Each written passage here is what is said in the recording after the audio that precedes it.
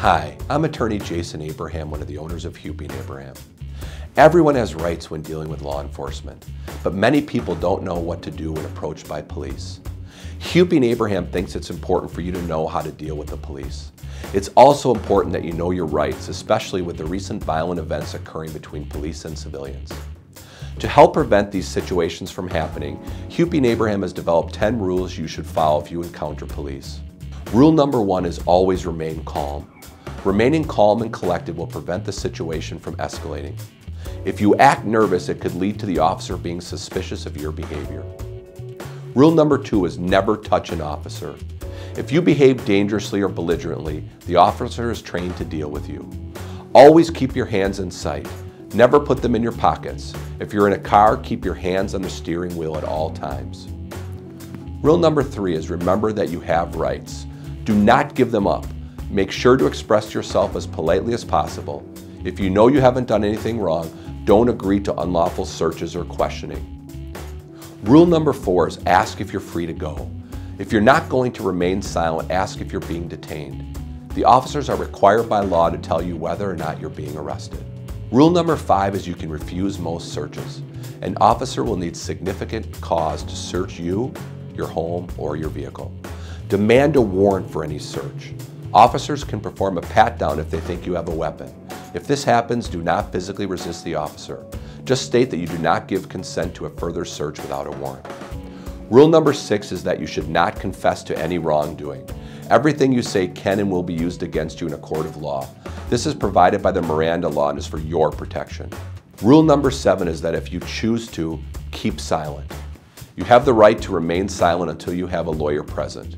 If you choose to exercise this right, say it out loud. Some states may require you to identify yourself by name to the police, but after that you can remain silent. Rule number 8 is to ask for a lawyer. State out loud that you wish to remain silent. Ask for legal representation immediately.